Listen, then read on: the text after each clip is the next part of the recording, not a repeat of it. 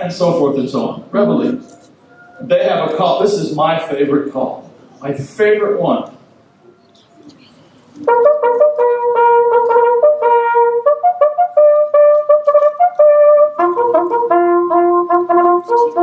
That's the call for breakfast.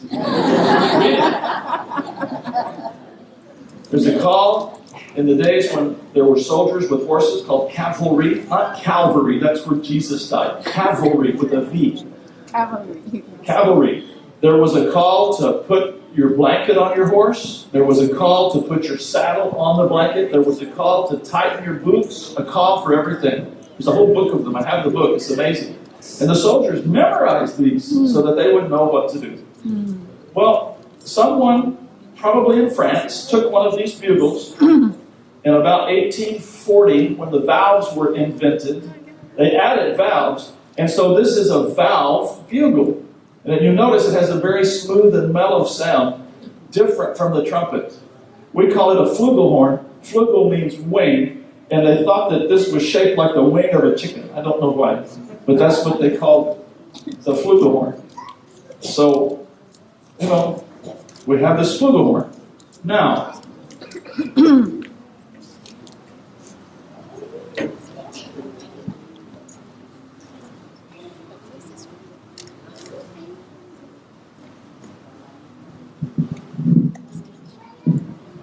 in the Civil War, one night in 1862, there was a young soldier, a Christian young man who was a good singer, who was out on the battlefield patrolling. He was the picket, the sentry. The camp had gone to bed. The enemy, they thought, was far away. And he was out there lonely in the night, marching back and forth with his rifle to make sure that the enemy didn't sneak into the camp. He was so sad. He missed his family. He was cold. He was probably hungry. He was probably scared because the next day there was going to be a battle. And he stopped and he remembered a song that he had learned.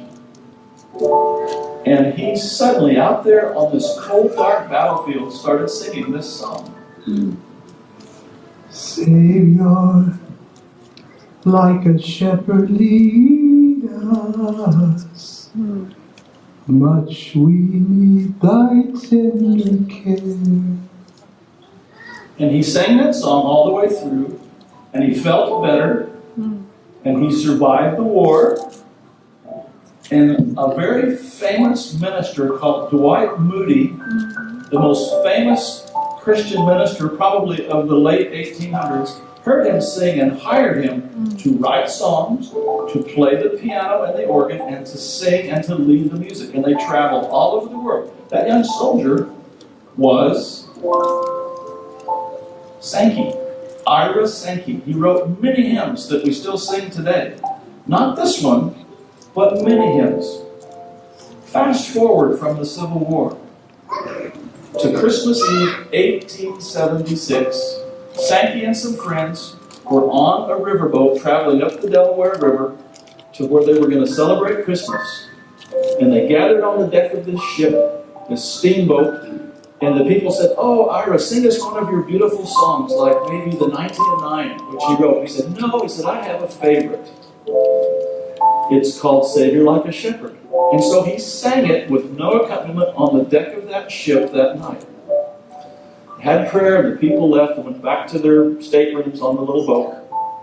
And a very sad-looking man came out of the shadows and he said, "Mr. Sankey, were you in the war between the states?" And he said, "Yes." "Were you in the Union Army?" And he said, "Yes, I was." "Were you at," and he named a certain date and a certain battlefield. "Were you there on picket duty?" And he said, "Yes, I was." That soldier said, "I was on the Confederate side. I was hiding in the bushes right behind where you were standing. And I had my gun raised to kill you. And the moon came out and you started singing that song and I had a perfect shot. And I couldn't. Because I remembered that as a child, my mom sang me that song. And so I decided to let you finish the song before I killed you. And when we got to the end of the song, I started to pull the trigger on my musket, and my arms fell to my side. Powerless. I couldn't do anything, and so I let you live. You didn't know it, but God used that song to save your life. Amen. And I wish that I could know God like that. And right there on the deck of that little steamboat on the Delaware River, Christmas Eve, 1876, that Confederate soldier who had not killed Ira Sankey gave his heart to Jesus. Amen. Praise the Lord.